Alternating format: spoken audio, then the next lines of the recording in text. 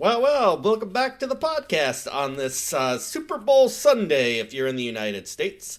I don't know who's probably watching the Super Bowl. Probably people just, if they hear that a Destination-Aviation podcast is dropping on Super Bowl Sunday, I'm sure that they're dropping everything that they're doing. What do you guys think? Philadelphia Eagles or what's that other team? Kansas City Chiefs. That's right. The one that Taylor Swift owns. I don't know. It's funny. I was just at a conference down in Tucson, Arizona, and it was an aviation conference, the Airport Council International. And actually, I should say Airport Council International North America.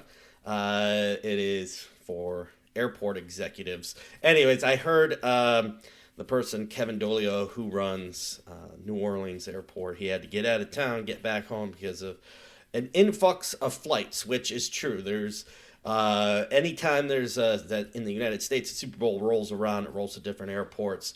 You get traffic management flows, the FAA flows, how many aircraft go into airports. It typically don't have that. You know, you see those at some of the busiest airports in the U.S. Where they'll put in traffic flow like a JFK or something. But when you get to a place like New Orleans, which typically wouldn't have that, they put all that in place. All the corporate jets going in, all the extra commercial traffic. So we'll see. The Superdome, I forget now. They said something like 200,000 cameras or something in that thing. I don't know if that's accurate or not. I think I heard that on Bill Maher's rant on Real Time this last Friday, which I feel like Bill Maher's turning into Andy Rooney. I like Bill Maher, but every time I watch him, now he was complaining about the Super Bowl being, or NFL games being on streaming, which I guess whatever. But remember Andy Rooney would get out and be like, battleships are worthless now. You'd see his giant eyebrows. He was on 60 Minutes. If you don't know who Andy Rooney is, go look it up.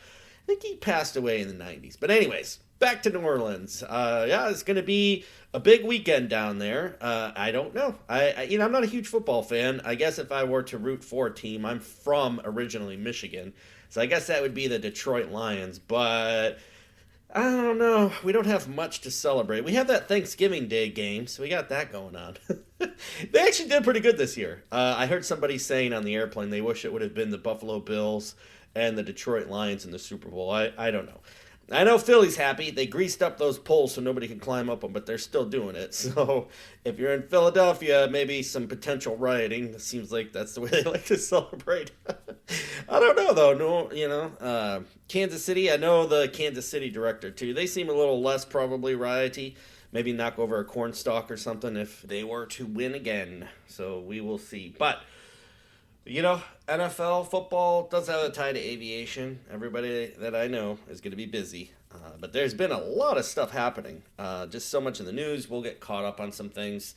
Stuff that has been brought up about Flight 5342. Kind of confirming some of the stuff we've seen in the past podcasts on the show. And then also, too, just get into a lot of news. We've heard about that aircraft that's missing in Alaska. We talk about it on this, and not that was a commercial airliner, but especially like the accident in Philly, everything's getting so much more attention right now just because of the accident that happened in D.C. And we kind of talked about that at the conference as well. Donald Trump has talked about this new computer system for air traffic controllers. So just a lot happening. It will be curious to see how it all unfolds here. But, we were listening to someone who was in the Trump administration actually speak at this conference. I was just looking for his name, and I actually can't find it. But he seemed kind of, I don't want to say lower level, but he was a media strategist, had some of those kind of inroads to some conversations. Right? As soon as somebody gets in office, everybody's like, I have a connection. I'm not saying he didn't. He definitely does. But, so his kind of conversation was, what you would expect. The DEI stuff, diversity, equity, inclusion, is not something that the Trump administration is necessarily focused on. And as a matter of fact, it's saying, because a lot of federal projects which go into airports have required that to be a component of it. And same with concessions at airports. There's some that, they can put their percentage of how many concessions have to have diversity, equity, inclusion components. So, owned by a minority or a woman or something like that. And so it's going to be interesting. A lot of probably legal challenges because most airports are run locally. So, if you're in like a Baltimore or something, can they keep that program? Will that affect their federal dollars? That's kind of the things everybody's trying to figure out right now.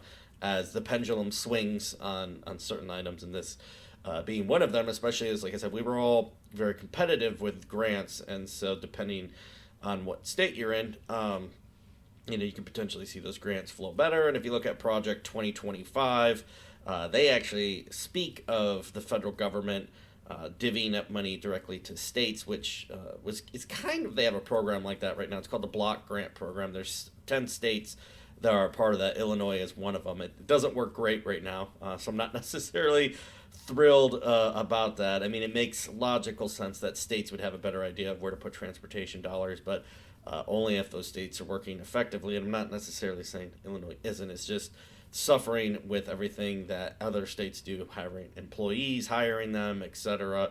And so everything's kind of slowed down and stuck, and millions of dollars get stuck into the system. And I have some ideas. If we have any listeners out there that would like to know my opinion, especially if you have influence at the federal level, feel free to drop me a line, dapodcast85@gmail.com. I would be happy to share how I think money could flow easily from taxation, basically, on the user fee system of the FAA, and then back down into infrastructure projects. It's actually funny.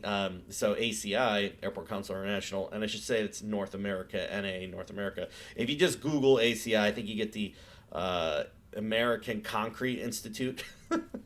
I was at a conference once, and ACI was there, and they had a banner, and there were these guys there, and they just, guys, they were like kids, and they looked, and they just read it, and they're like, Airport Council International, huh? I guess everybody has to have something. And I always remember that, because I'm like, yeah, I guess that's true. But I like to say it's the primary Airport Council International. Primary airport is a commercial airport.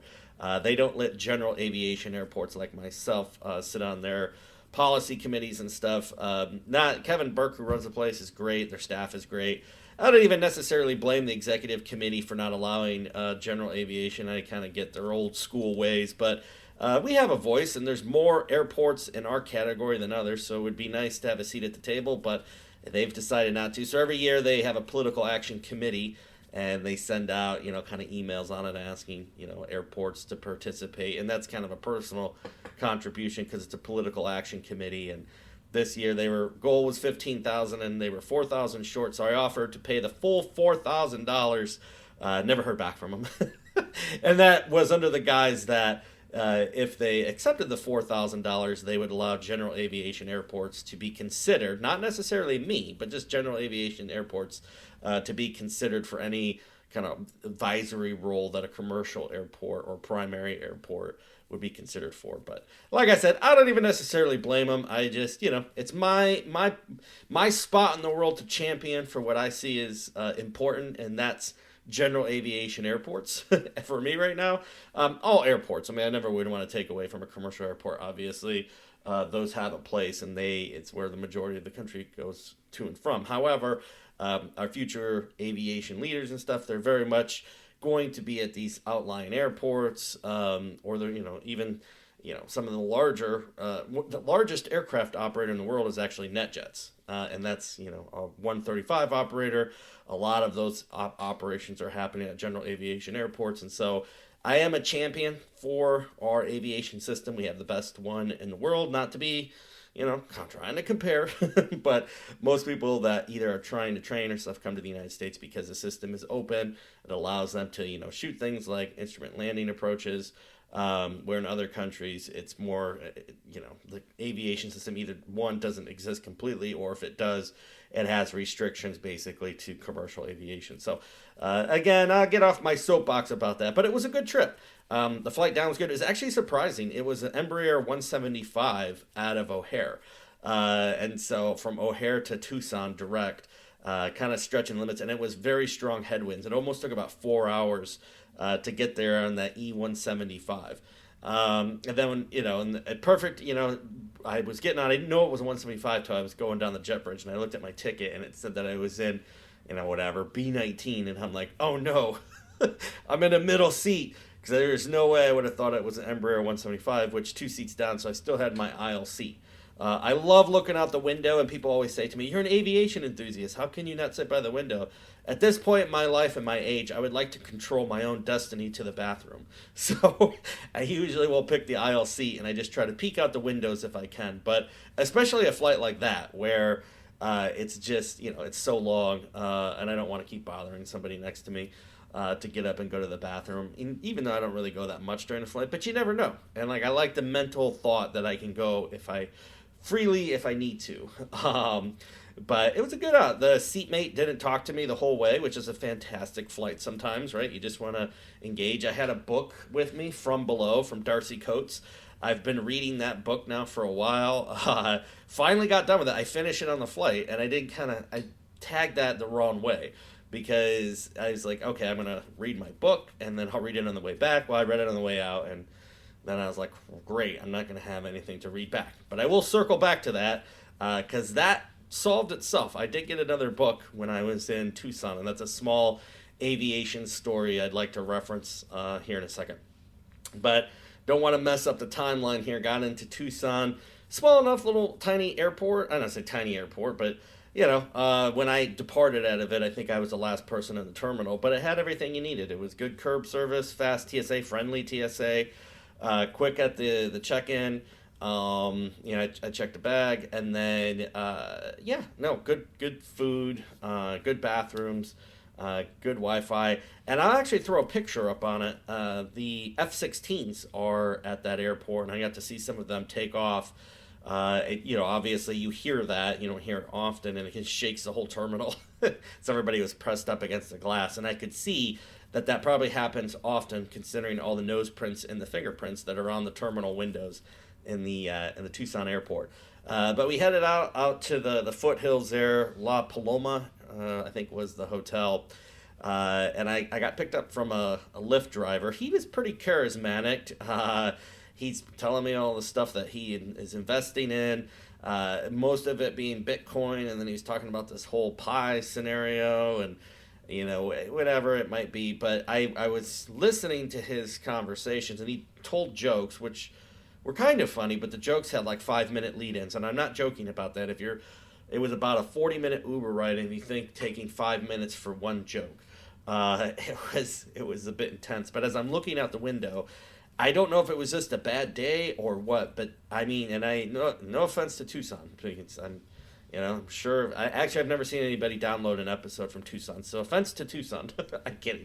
But I've never seen so many homeless people in kind of one fell swoop. Like, I was going down the road, and they're just everywhere. And one of the most shocking things that I saw was there was a homeless guy just with his, and somebody will say, well, housingly challenged, okay, boxcart Willie walking down the sidewalk, and he had his pants around his ankles, and everything was hanging out. His front part was hanging out, and his back part, and just kind of the shock of seeing that as you're driving. The Uber, Lyft drivers just kind of like, la la la, here's a funny joke about a guy in a church. Okay, well, I guess we're not going to talk about the guy holding his dong out on the sidewalk there, because I just saw that, and it's pretty shocking. But the resort was nice, and so that part of it was enjoyable. And then I did circle back to the book. The person that runs the Tucson airport, Danette Bewley, probably butchering that a little bit. I spoke to her for a second, and her last name Bewley. You got the spelling, so you can pronounce it the right way if you so choose. I'm going with that, which reminds me of my niece saying Bluey whenever she wants to watch her iPad. But yes, anyways, so Danette, her father actually is a decorated pilot in the Navy, and his name is Jack Bowie, and he was one of the keynote speakers at this conference, and I'm just had a coincidence as in the lobby area before going in, and he happened to be standing out there with his wife, and so we talked for a little bit before he got up on stage. Very nice man. He asked me about my nasally accent, where was I from, and so I told him I live in the Chicago area now, but originally from Michigan. And so we went into kind of a story. I guess his wife spent a lot of time in Michigan, but he was one of the cadets in the Top Gun school, and her uncle, who was supposed to be the keynote, as I believe is 93 now, but got a cold, got sick, couldn't be there. So her father stepped in, which, like I said, he had some great stories. But Dan Pedersen is her uncle, and he actually created the Top Gun school from what we've been kind of memorialized in the famous Top Gun movies. But he actually started that school, and one of the things that they handed out was an autographed book from Dan Pedersen, Top Gun: An American Story. I think it came out in 2019. But it's actually, so again, I was reading from below, and just like a Seinfeld episode where Jerry always gets even, for anybody old enough on here to remember Seinfeld, that the universe evened things out for me. I ended my book and it gave me a new book. And so on the way home, I got one charged up because I was at the Tucson airport watching F-16s take off out of the airfield. And then I was like, oh, wait, I got that book in my bag. And so I started having a delightful read on the way home from Dan Pedersen, who his story in there, if you're going to read it, I'm not, I didn't get too far into it. I think I'm around 60 pages into the book, and it's probably around a 300-page book. But a really good story. He actually has ties to Illinois. His first flight was out of the Moline Airport in a tri-pacer. Oh, excuse me, not a tri-pacer. I don't know what I'm thinking about there. My brother flew in a tri-pacer once. It was actually on a tri-motor, a Ford tri-motor plane. And that was his first flight at 8 years old at the Moline Airport. And so I texted the person that runs that airport and says, hey, I don't know if you know this, but this is a pretty cool piece of history. The founder of Top Gun was, from your city and got his love for aviation from the Moline Airport on a ride he went on a Ford Tri-Motor. I thought that was pretty cool. So if you get a chance, I'd pick the book up. It's interesting. Like I said, just to hear the perspective of, someone who created this program. And it also gives some realism to what we see portrayed in Hollywood in the movie versus probably what it was in reality, which I assume we probably all figured that. I know I did along the line, getting to know fighter pilots just in my last 25 years of doing this. But no, it's pretty cool. It's a good book. And I mentioned the Tri-Pacer with my brother. I don't know why I'm thinking that, but he used to go flying. My brother is a pilot as well, and he used to go flying with his friend in a Tri-Pacer. I just remember them always having to switch the fuel tanks because it's not dual fuel feeding, so you always have to switch the fuel tanks in flight. But yeah, so it was a good conference. Way back was fine. The person next to me was okay. As soon as we landed at O'Hare, though, they're like, I gotta go, and then they pushed me out of my seat and then stood right next to me and then slowly shuffled off the plane. So I guess it was vitally important for them to get 2 feet in front. And listen, I don't, I'll be the first one to say, I get up and stretch my legs. I know some people are like, you're not getting off the plane. I get wanting to get up and stretch your legs. And maybe that's what it was. I don't know. But, when you're flying, it's just kind of like, if I don't get sick from everybody breathing on me, that's a win. And then beyond that, it's just more amusing to talk about on here. Since I have my own podcast, I'll bring it up. Wasn't a big thing, but,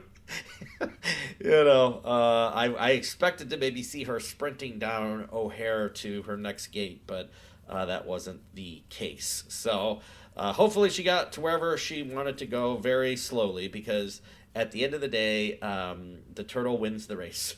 When I was in Tucson, I had the opportunity to talk with the director of the Wichita airport. Just more gave my condolences than anything else on the accident that happened. But we did see an update from the NTSB, kind of just confirming some of the stuff that we've heard.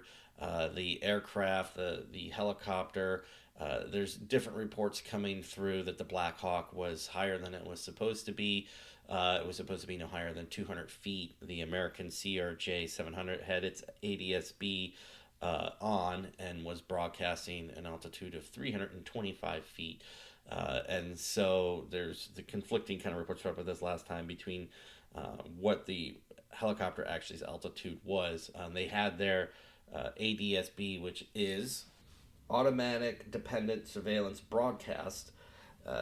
It's system. We spoke about it here before, but that if you're in the mode C Veil of a Class Bravo airspace, one you're required to have in your aircraft broadcasting your position. But it is something that the military can have off, which I guess in this instance they specifically shut it off. Senator Ted Cruz was particularly, I don't say critical on that, but was basically asking, why. And I think some of the responses was because of the training and the tracking and previous tracks and stuff like that. But there was, we talked about this before, a suspension of helicopter operations, at least in those areas directly around DCA. And I believe the congressional inquiry also asked the FAA to produce a list of other airports that have high volume helicopter corridors close into the airport. So they're looking at that as well. But the NTSB said that they're hoping that they can move this investigation along faster than normal. But in their preliminary report kind of confirmed everything that we thought. It sounds like, the CRJ 700 was on a normal approach. And this helicopter on a training mission had its ADSB off and potentially was higher than it was supposed to be. I think that they, all the facts are still obviously coming out as they look through each one of these, the investigative criteria. They are pulling the wreckage from the Potomac, and you can see that they're putting it on barges where they'll take it back and probably do some reconstruction. They have removed all the souls out of the Potomac River. And one of the things that I've been seeing on like Facebook, LinkedIn, social media posts is the crew members. They've been doing water cannon salutes, and water cannon salutes are basically there's fire trucks at a commercial airport. General aviation airports tend to have them, to the larger ones, but aircraft rescue firefighting, and they're large trucks. If you ever seen them kind of driving, if you're flying out. They have water cannon salutes. So basically you get two trucks on either side, and it shoots an arch of water over an aircraft. But they've been doing this for all the crew members, both the two flight attendants and the first officer and the captain. But Captain Jonathan Campos was flown to New York on February 7th at a DCA to LaGuardia. And they had a water cannon salute for him. And then the same thing with the flight attendant, Miss Elder. She was put on an American Airlines flight with honorary ARF salute to Charlotte on February 8th. The first officer, Sam Liley, was from Savannah, Georgia. He was flown home as well with honors. And American Airlines actually gave him posthumous rank of captain, so he'll be buried as a captain. His dad, Timothy Liley, said that he did something he thought he'd never do, and that was to get a tattoo, and it's a tattoo of a plane intertwined with a ribbon with the flight number PSA 5342. And Ian Epstein, he was the secondary flight attendant on the flight, and he returned home as well. And I guess he was known to be kind of joking around and would make people laugh, or would give, maybe someone who's having a hard flight a free drink. But his family had said they thought that he needed to be on that flight because it was filled with laughter before the tragic incident. He was laid to rest as well. So for that and the victims of that crash, hopefully we'll continue to get answers out of it. American Airlines did retire the flight number 5342, which will no longer be used as kind of a memorial for this aircraft accident. The family members, I did see pictures online. They were kind of at the end of the runway at DCA to overlook the crash site. I can't even imagine how difficult that would have been for people that had loved ones on this aircraft. And so we'll continue to monitor and give updates here on this particular accident. I haven't heard much of changes from the Learjet 55 accident that we talked about up in Philadelphia. And unfortunately, from our last podcast to this one, there was another accident in Alaska involving a commuter airline, Bering Air. This tragic plane crash off the coast of western Alaska claimed the lives of all 10 people on board this Cessna Caravan 208. The Bering Air Flight, which took off from Unanaklet, disappeared a Thursday afternoon and was found the next day about 34 miles southeast of its destination from Nome, Alaska. The crash site, located on unstable sea ice, has made recovery options challenging, and due to weather conditions and not only just the flow of the sea ice floor. This is including high winds, bad visibility, and again on a floating ice structure. All of the passengers and crew have been identified. 34-year-old pilot Chad Antill and 9 passengers ranging from 30 to 58 years old. Authorities are working to determine the cause of the crash, going through the usual suspects as we know, cockpit voice recorder, flight data, flight tracking, weather of the time, all those kind of usual. It's a tight-knit community in Nome. Planes are common transportation in Alaska. If you go back through some of our past episodes, you'll know we talked about the representative that went missing back in the 70s. In this case, too, that had an instance with the emergency locator transmitter, ELT, that kind of, through that process, they were talking about making that a requirement, and actually were making it a requirement, and it just hadn't happened before that aircraft took off. In this case, this aircraft, the Cessna 208 Caravan, did have an emergency locator transmitter on it, but I guess it was having issues picking up that. Rescuers were looking for it. Weather didn't help from the reports that I'm seeing.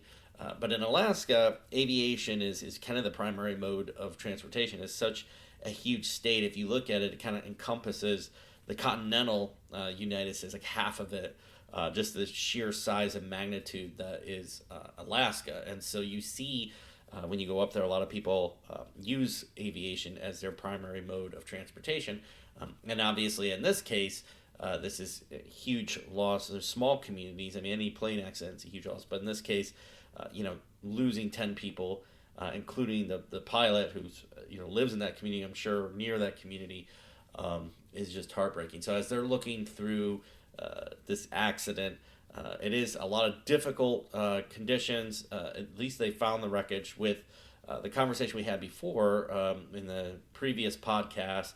They've actually never found the wreckage of that aircraft that went disappearing, and as a representative that was out campaigning at the time. And so in this case, at least they know where the wreckage is at. In some of the more detailed off the kind of main reporting websites, the flight took off from runway 33 at the Unanakleet Airport, or the identifier of UNK. That was at 2:39 local time, so in the afternoon. Turned left, course started tracking of a heading of 287 degrees over the water of the Norton Sound towards Nome, or OME, which is the airport in Nome. The aircraft climbed to its instrument flight rule file cruising altitude of 8,000 feet, and then descended to OME at about 3:11 p.m. So not too long into flight, roughly about a 20-minute here until they were descending. The ADS-B that was captured at 3:16 p.m. and 34 seconds showed the aircraft descending through 5,300 feet, about 38 nautical miles from Nome and OME. It did sound like there was a rapid descent. Again, we always take things into consideration with the investigation still being out there, but this does sound and smell a lot like an icing scenario, maybe ice buildup. The weather was not reported as great during the day of this flight, so it's quite possible that there was some sort of a situation that created this environment. When you look at the FAA regulations, there's kind of like one crew member in this aircraft. So FAA regulations for piloting, Part 61, Part 91, 121, we talk about all the numbers on this. A lot of those provisions have kind of exemptions for Alaska on many different things. I'm not saying here with one crew member, but obviously you hear a lot of this. We've talked about it on this podcast before. With technology getting to the point is on scheduled air carriers, so just even stuff that we fly in the lower 48 states here, you wouldn't see a one crew member operated aircraft. And the Airline Pilots Association is adamantly against single pilot aircraft operations. There's been a lot of talk. I think Airbus especially has been working on some sort of development, and we talked about it before in this podcast, where it'd be like a single pilot and then someone working from the ground. If there was an incident, they basically would your co-pilot or first officer would be remote working many aircraft, kind of a cost savings thing. So we see kind of these leaps in technology, but in Alaska, Like I said, there's in the FAA regulations, there's a lot of provisions given to ease or reduce just because of the sheer magnitude and size of Alaska, and that aviation is so critical for a lot of these smaller communities to have connection. This company that operated this Caravan 208 Bravo, this actually has a tail number of November 321 Bravo Alpha. This aircraft was built in 2020, so a fairly new aircraft. And if you've ever seen a Caravan, they're pretty husky. They're very much a work aircraft. They're actually a pretty cool aircraft to see. I've been on one, but not in flight. Just toured one. But they're a workhorse, especially for remote communities like this. You can just tell they're just kind of a beefy frame structure, and they make a lot of sense for this type of flying. So Bering Air Flight 445 on this Cessna 208. It talked a little bit about the company, established in 1979, commenced their operation on October 3rd. Their early history, 1975, Jim Rowe and his 3 college friends embarked on a journey to northern Michigan and traveled across America in a Cessna 195, landing in Mexico Baja Peninsula, and eventually settling on the beaches in Nome, Alaska. As we talked about a few years later, in 1979, Bering Air was established. It commenced operations that same year. Their first aircraft was a de Havilland Canadian DHC-3 Otter, which we talked about even up to this point. A new inquiry in 2020, they've grown their fleet out, which looks like it consists of 4 Piper Navajos, 17 Cessna Caravans, 2 Cessna 408s, 4 Beechcraft 1900s, 4 Beech King Air 200s, 2 Casa 212s, 3 MD helicopters, and 3 Robinsons. So they have quite the extensive list of aircraft operations. It looks like they cover a good amount of Alaska. So a horrible tragedy for them. I actually went to their website, and they have a very nice message, a sympathetic message, obviously, because people in these instances, right, they're always looking for answers, and they want to have someone to talk to about the accident, especially something like this. I read an article where it said they were encouraging locals to not try to go out and search themselves in this kind of strait area for the aircraft when it was still missing.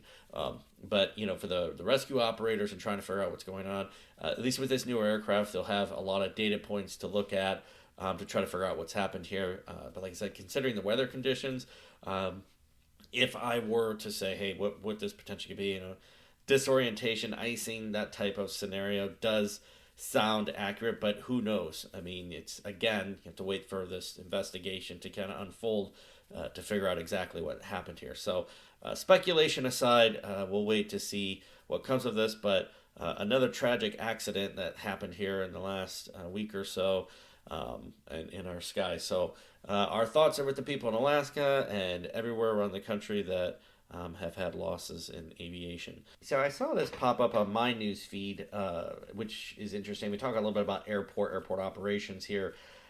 United is asking for 6 additional gates at O'Hare International Airport. And we've talked about how airports are structured. United at O'Hare. So O'Hare International Airport is what's referred to as residual cost structure. We've talked about this in previous episodes, but they basically have control over capital outlay at O'Hare, and the ideology there is if there ever was a shortfall, the airline, in this case United, would make up that difference. That's a residual cost structure. But when there isn't, there's profit sharing that happens. But they are corporate headquarters in Chicago, and in this case, they're asking for 6 additional gates. Depending on what side of the aisle you're on, some people say that that's obviously going to reduce competition because they're taking additional gates. But if you're a United flyer, like in my case, I said here, I typically fly United if I can. It does open up more opportunities to fly. And they do have it. I flew United out to Tucson, and it was a lovely product. I was able to get on my flight and out of and where I needed to go. It is interesting that I saw an article. So they, United was saying that they bought land next to the Denver airport, and they just submitted proposals that now the scuttlebutt in Denver is they're going to move their corporate headquarters, which is about 5,000 employees, from Chicago, Illinois to Denver. That's just rumor. But it is interesting timing, because usually when you start having these conversations, right, and people talk about headquarters and moving, and you're saying, well, I want additional gates, there is always kind of that, that back and forth on, hey, we may move if we don't get our gates. Not saying that that's necessarily what's happening here, but it wouldn't be the first time that some leverage was used. And you know what? At the end of the day, if I had leverage to use on something, I probably would. But I don't. That's why I have a podcast, so I can just express my own opinions. But no, it is. It's interesting. I get an opportunity to talk with some of these folks here and there on their either their different airports or new service that they're bringing in and what they're trying to accomplish and do. And at the end of the day, it's getting people effectively and efficiently to where they want to go. And so, all the rest of it can kind of go to the wayside. And that's kind of the way that I look at it is, especially being here, I always take advantage of the fact that it's kind of a mega hub. And you can pretty much get anywhere you want to. I mean, think about like Tucson. There were so many people that I talked to that had to connect.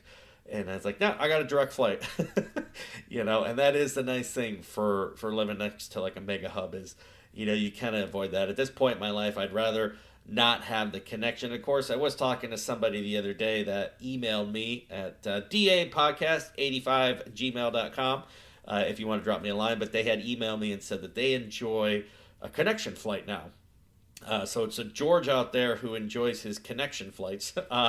I get it. He kind of get off and stretch and walk around, and he doesn't have to, he doesn't have to be on a flight for 4 hours. So in this case, he was connecting through, I believe it was, I think it was Dallas Fort Worth on American Airlines. But he said that back in his younger days, he wanted a direct flight. Now he is, he's out and wandering around. So George, there's your shout out. If you want a shout out on the podcast, drop me a line.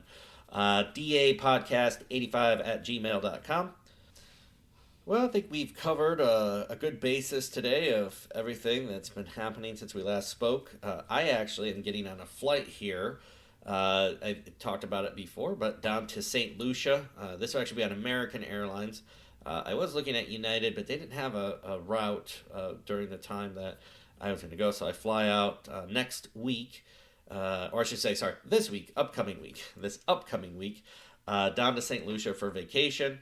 We are flying into the Himanora International Airport, which is on the southern part of the island.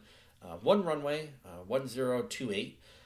So we'll be landing there in American Airlines via Miami and spending the week down there. Maybe I'll bring my remote microphone and do a podcast from an international destination. I don't know if I'll have good Wi-Fi or not. Maybe I'll just enjoy being away from some of the cold here for at least a week. But you know what? It's been a pretty good winter up here in Chicago. So if you happen to be my seatmate on American Airlines, we'll say hello. I'll bring some stickers with me, and I'll give you one. And I just wanted to say thank you to everybody. I've been seeing actually an explosion of listeners here lately from all around. And some people maybe that I know. I've been seeing a lot of listening popping up from the Pittsburgh area. So either people that like me, or if you don't like me from the Pittsburgh area, hey, thanks for listening anyways. I appreciate it. At the end of the day, this is a lot of my own opinion based here, but I've been looking around. I rent now. I rent airplanes myself, but I've been looking to potentially buy one. And I've been having these thoughts potentially of including that as part of this. So working with some folks now, probably maybe some changes coming to the show. We will see.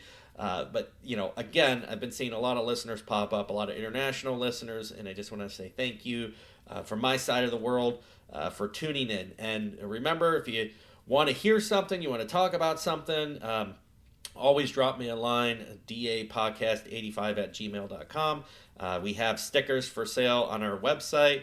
If you want to buy one off the website, I'll mail it to you. Feel free to do that. But thanks for listening. Thanks for tuning in. And until next time, and maybe in a sunny destination. Of course, it's sunny here today, but maybe a warmer destination. I will see you down the runway. Last time I did that beep for the airplane, I didn't realize. So I sometimes will listen to my own podcast, and when I was reading my book on the way out, I did take some time to listen to the last one just to see how it went. And I didn't realize how much lag time I had between the airplane beeps. So this is my blooper reel to apologize to anybody that listened to the last episode. So if you stuck around long enough for this nugget, I'm glad you did.